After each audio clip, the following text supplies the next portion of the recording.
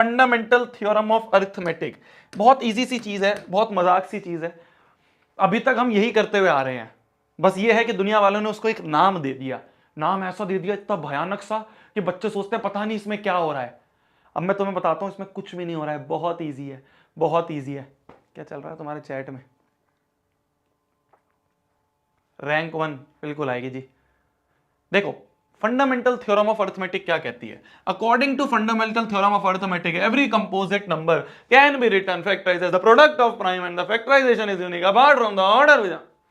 नहीं आया ना समझ में? नहीं आया ना समझ में? मुझे भी नहीं आया, मैं बताता हूं। ये बोल रहा है कि जैसे कि मान लो 38 की बात करें, ठीक है? तो इसको कैसे तोड़ते हैं हम? 2 1 2, 2 9 18, है ना, 19 1 19। तो 38 को मैंने क्या लिख दिया? 38 को मैंने लिख दिया 2 इंटू 19, ठीक है, बहुत बढ़िया। मान लो मैं बात कर रहा हूं किसकी? मान लो मैं बात कर रहा हूं 30 की। तो 2 से तोड़े 15, 3 से तोड़े 5 जा 15 और 5 से तोड़े 1 जा 5। तो 30 को हम क्या लिख सकते हैं? 2 इंटू 3 इंटू 5। अभी बस देखते रहो बोर्ड पे। हमने 38 को लिख दिया प्राइम फैक्टराइजेशन करके ऐसे, हमने 30 को लिख दिया प्राइम फैक्टराइजेशन करके ऐसे, ठीक है? और कोई एग्जाम्पल ले लें, मान लो मैं एग्जाम्पल ले लूं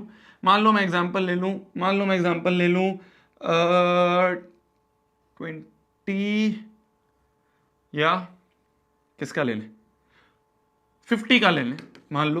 तो ये 2 से गया 25, 5 5 सा 25, 5 1 सा 5। तो 50 को हम क्या लिख सकते हैं? 50 को हम लिख सकते हैं 2 इंटू 5 इंटू 5। ध्यान से देखना, ये क्या है थ्योरम ऑफ अरिथमेटिक, ये समझा रहा हूं, कुछ भी नहीं है, बहुत आसान है।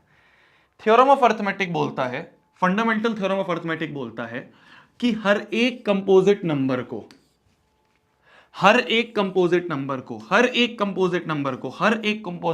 को आप एक्सप्रेस कर सकते हो, can be return factorise, return मतलब इसको हम रिटर्न कर सकते हैं, इसको हम ऐसे राइट कर सकते हैं, इसको हम ऐसे राइट कर सकते हैं। कैसे राइट कर सकते हैं? Product of primes. क्या ये एक प्राइम नंबर है? तो हमने एक कंपोजिट नंबर को प्राइम के प्रोडक्ट में लिख दिया, प्राइम के मल्टीप्लीकेशन में लिख दिया। क्या ये एक प्राइम नंबर है? तो एक कंपोजिट नंबर को हमने प्रोडक्ट ऑफ प्राइम लिख दिया। क्या ये एक प्राइम नंबर है? तो एक कंपोजिट नंबर को हमने प्रोडक्ट ऑफ प्राइम्स में लिख दिया। यही है फंडामेंटल थ्योरम ऑफ अरिथमेटिक, कि एक कंपोजिट नंबर को आप प्रोडक्ट ऑफ प्राइम लिख सकते हैं, ये सारे प्राइम नंबर्स हैं, और ये जो फैक्टराइजेशन है ये यूनिक है, ठीक है? कि हम 38 को 2 इंटू 19 ही लिख सकते हैं, और कोई ऑप्शन नहीं है। 30 को हम 2 इंटू 3 इंटू 5 ही लिख सकते हैं, और कोई ऑप्शन नहीं है। 50 को हम 2 इंटू 5 इंटू 5 यही लिख सकते हैं, और कोई ऑप्शन नहीं है। तो ये फैक्टराइजेशन जो है ये यूनिक है, अपार्ट फ्रॉम द ऑर्डर मतलब क्या भाई, 2 इंटू 3 इंटू 5 लिख दो, या 3 इंटू 2 इंटू 5 लिख दो, या 5 इंटू 3 इंटू 2 लिख दो।